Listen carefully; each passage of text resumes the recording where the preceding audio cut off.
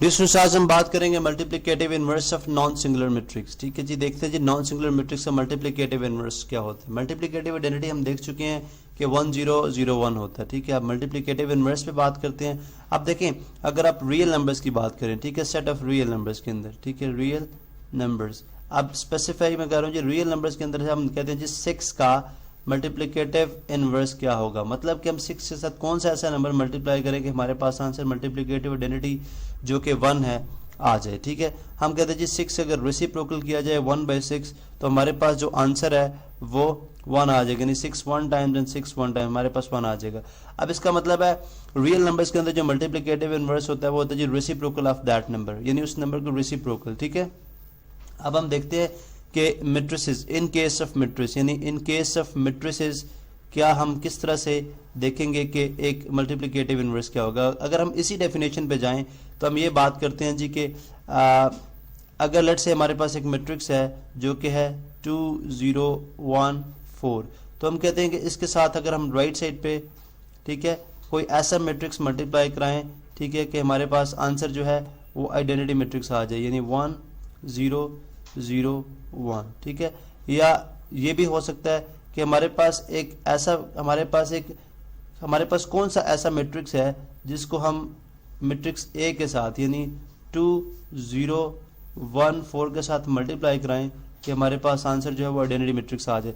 अगर आप यहाँ पे देखें तो बोथ केसेस के अंदर, यानी दोनों केसेस के अंदर हमारे पास जो सिचुएशन बन रही है कुछ इस तरह से, ये ए मैट्रिक्स है, इसके साथ हम बी मैट्रिक्स मल्टीप्लाई करा रहे हैं, हमारे पास आंसर क्या आ रहा है, आइडेंटिटी मैट्रिक्स। ठीक है, या दूसरी सिचुएशन क्या है, जब हम बी मैट्रिक्स को ए मैट्रिक्स के साथ मल्टीप्लाई कराते हैं तो हमारे पास आंसर क्या आएगा, आइडेंटिटी मैट्रिक्स। यानी अगर दोनों केसेस में, यानी राइट साइड से मल्टीप्लाई कराने में या लेफ्ट साइड से मल्टीप्लाई कराने में हमारे पास आंसर आइडेंटिटी मैट्रिक्स आ जाता है, तो उस केस में हम ये बात करेंगे कि then matrix B is called multiplicative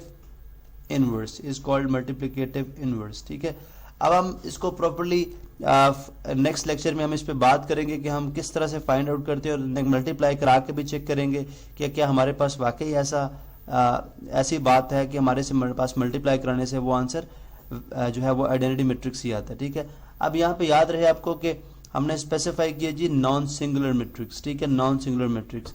अब आपके माइंड में ये होगा कि जी सिंगुलर मैट्रिक्स के लिए मल्टीप्लिकेटिव इनवर्स नहीं है। इसकी बात हमने डिटर्मिनेंट के लेक्चर में की थी, सिंगुलर नॉन सिंगुलर के लेक्चर में की थी कि जो इनवर्स होता है, ठीक है, इनवर्स का जो बेसिकली फार्मूला है, चूंकि अभी हम थ्रू एडजॉइंट हमने इनवर्स फाइंड आउट नहीं किया, लेकिन इनवर्स का जो फार्मूला होता है या मल्टीप्लिकेटिव इनवर्स का, ठीक है, वो होता है जी एडजॉइंट ए, ठीक है, डिवाइडेड बाय ए डिटर्मिनेंट। ठीक है, डिवाइडेड बाय ए डिटर्मिनेंट। अब अगर आप देखें कि अगर हम यहाँ पे एक इन केस ऑफ सिंगुलर मैट्रिक्स, एक सिंगुलर मैट्रिक्स ऐसा एक मैट्रिक्स होता है जिसका डिटर्मिनेंट जो है दैट इज इक्वल टू 0।